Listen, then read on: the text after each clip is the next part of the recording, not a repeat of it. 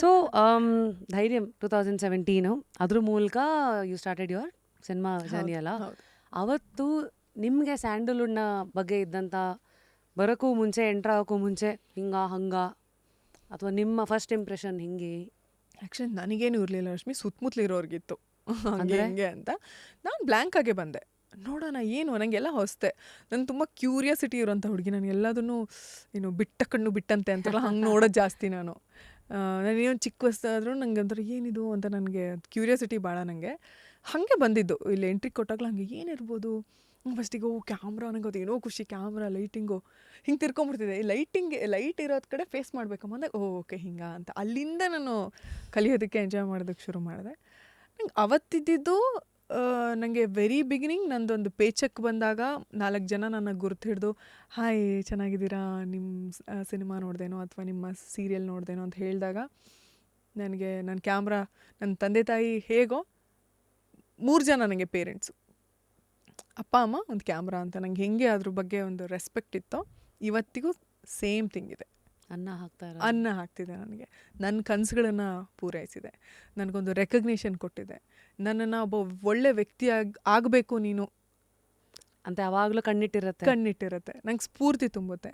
4 ಜನ ನಾನು ಅದೇ ಹೇಳಿದ್ನಲ್ಲ, ನನಗೆ ಅಯ್ಯೋ ನೀವು ಎಷ್ಟು ನನಗೆ ನೀವು ತುಂಬ ಇಷ್ಟ ಅಂದಾಗ ಓಕೆ 4 ಜನ ನನ್ನ ನೋಡ್ತಿದ್ದಾರೆ, ಇಷ್ಟ ನಾನು ಇನ್ನೂ ಒಳ್ಳೆ ಗುಣಗಳನ್ನು ಅಳವಡಿಸ್ಕೋಬೇಕು, ಇನ್ನೂ ಚೆನ್ನಾಗಿರ್ಬೇಕು, ಇನ್ನೂ ಪರ್ಫೆಕ್ಟ್ ಆಗಿರಬೇಕು ಅಂತ ನಾನು ಎನ್ಕರೇಜ್ ಮಾಡ್ಕೋತೀನಿ. ದಿನ ನಾನು ಚೆನ್ನಾಗಿ ಬೆಳಿಬೇಕು, ಎವಾಲ್ವ್ ಆಗಬೇಕು, ಒಳ್ಳೆ ಪರ್ಸ್ನಾಲಿಟಿಯಾಗಿ ಎವಾಲ್ವ್ ಆಗಬೇಕು ಅನ್ನೋದನ್ನು, ನನ್ನ ವ್ಯಕ್ತಿತ್ವನ ಚೆನ್ನಾಗಿ ರೂಪಿಸ್ಕೋ ಅಂತ ಪ್ರತಿನಿತ್ಯ ಜ್ಞಾಪಿಸುತ್ತೆ ಕ್ಯಾಮ್ರಾ. ಸೊ ಇನ್ನೇನು ಬೇಕು, ಇಟ್ಸ್ ಮೋರ್ ದೆನ್ ಇನಫ್.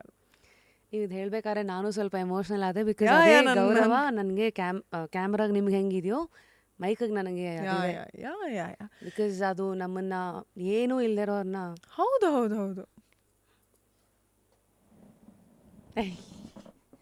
ಎಷ್ಟೋ ಜನ ಹಿಂಗಾಗಿದ್ದಾರೆ ಅಲ್ಲಿ ಕೂತು. ಇವತ್ತು ನಾನು honestly very very true.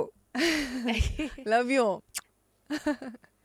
So fine Aditi, ಹೇಗೆ I got little emotional because ಆ ಥ್ರೆಡ್ ಇದೆಯಲ್ಲ, ಯಾವುದು ನಮ್ಮ ಕೈಯನ್ನ ನಮ್ಮ ಬೆನ್ನು ತಟ್ಟಿ ನಮಗೆ ಗೊತ್ತಿಲ್ಲದಿರೋ ಹಾಗೆ ನಮ್ಮನ್ನು ಅದು ಮುಂದಕ್ಕೆ ತಳ್ಳಿರುತ್ತೆ. ಅದ್ರ ಮೇಲೊಂದು ಕೃತಜ್ಞತೆಯ ಭಾವನೆ ಇದ್ದೇ ಇರುತ್ತೆ. ಸೊ ನಿಮ್ಗೆ ಅದು 3, ಒಂದು ಅಪ್ಪ ಅಮ್ಮ, ಕ್ಯಾಮ್ರಾ. ಸೊ ಅನ್ನ ಹಾಕಿದ್ದು, ಆ ಕೃತಜ್ಞತೆ, ಅದೆಲ್ಲ ಓಕೆ. ಐ ಥಿಂಕ್ ನೀವು ಟಾಕಿಂಗ್ ಅಬೌಟ್ ಧೈರ್ಯಂ ಅಲ್ವಾ, ಆ ಟೈಮಲ್ಲಿ ನಿಮ್ಗೆ ಲೆಕ್ಕಾಚಾರಗಳು ಹೇಗಿತ್ತು, ಇಂಪ್ರೆಷನ್ ಅಬೌಟ್ ಸ್ಯಾಂಡಲ್ವುಡ್ ಅಂತ? ಸೊ ನಾನು ಸ್ಯಾಂಡಲ್ವುಡ್ ಎಂಟ್ರಿ ಆದಾಗ ಹೀಗೆ ಅಂತ ನಿಜವಾಗ್ಲೂ ಇಟ್ಕೊಂಬಂದಿರಲಿಲ್ಲ, ರ್ಯಾಂಡಮ್ ಆಗಿ ಹೀಗಿರ್ಬೋದು ಅಂತಲೇ ಬಂದಿದ್ದು. ಬಟ್ ನಂಗೆ ಯಾವತ್ತೂ ಕಹಿ ಅನುಭವಗಳನ್ನು ನನ್ನ ಕ್ಷೇತ್ರ ಕೊಡಲೇ ಇಲ್ಲ ರಶ್ಮಿ. ಯಾರೋ ಒಂದು ಹುಡುಗಿ ಗುರು, ನಾನು ಎಲ್ಲಿಂದನೋ ಮೂಲೆಯಲ್ಲಿ ಬಂದಿರೋ ಹುಡುಗಿ. ಆ್ಯಂಡ್ ಅಪ್ಪ ಅಮ್ಮನ ಸಪೋರ್ಟು ತುಂಬ ಇತ್ತು ನನಗೆ. ಅಫ್ಕೋರ್ಸ್ ಬಿಗಿನಿಂಗಲ್ಲಿ ನಾನು ಹೇಳ್ತೀನಲ್ಲ, ಎಲ್ಲರ ಲೈಫಲ್ಲೂ ಎಲ್ಲ ವೇರಿಯೇಷನ್ಸ್ ಇರುತ್ತೆ, ಅದನ್ನ ಹೊರತುಪಡಿಸಿ ಅಮ್ಮ ಯಾವಾಗಲೂ ಜೊತೆಗಿರೋರು. ಆಮೇಲೆ ನಾನು ಬಂದಿರೋ ಆಪರ್ಚುನಿಟಿಗಳನ್ನು ಒದ್ಕೊಂಡು ಹೋಗಲಿಲ್ಲ ರಶ್ಮಿ, ಬಿಕಾಸ್ ನಂಗೆ ಹಸಿವಿತ್ತು. ನಂಗೆ ಏನು ಗೊತ್ತಾ, ನನ್ನ ಪರಿಸ್ಥಿತಿ ಹೇಗಿತ್ತು ಅಂದರೆ, ಆನೆಸ್ಟಾಗಿ ಹೇಳ್ತೀನಿ, ಕೆಲವೊಬ್ರು ಹೇಳೋರು ಕೂಡ ನೀವು ನೋಡಿ ಮಾಡಿ ಈ ಥರ ಹೀರೋಗಳು, ಈ ಥರ ಆರ್ಟಿಸ್ಟ್ಗಳಿರೋ ಸಿನಿಮಾಗಳು ಬಂದರೆ ಮಾತ್ರ ಒಪ್ಕೊಳ್ಳಿ, ನೀವು ಯಾಕೆ ಅಂತ ತುಂಬ ಜನ ಹೇಳಿದಾಗ ನಾನಂಥ ಪರಿಸ್ಥಿತಿಲಿ ಇಲ್ಲ ಗುರು. ನನಗೆ ಆಪರ್ಚುನಿಟಿ ಬರುತ್ತೆ, ನಾನು ಅದನ್ನ ಉಪಯೋಗಿಸ್ಕೋಬೇಕು. ಕೆಲವೊಂದು ಈಗ ನೋಡಿ ರಂಗನಾಯಕಿ ಅಂತ ಸಿನಿಮಾಗಳೆಲ್ಲ ನೀವು ಎಷ್ಟು ಜನ ಅಪ್ರಿಷಿಯೇಟ್ ಮಾಡ್ತಾರೆ, ಅದೆಲ್ಲ ನಂಗೆ ಏನಂದರೆ ಕೆಲವೊಂದು ಪಾತ್ರಕ್ಕೆ ಒಪ್ಕೋಬೇಕು, ಕೆಲವೊಂದು ನಾನು ಸರ್ವೈವ್ ಆಗಬೇಕು ಗುರು.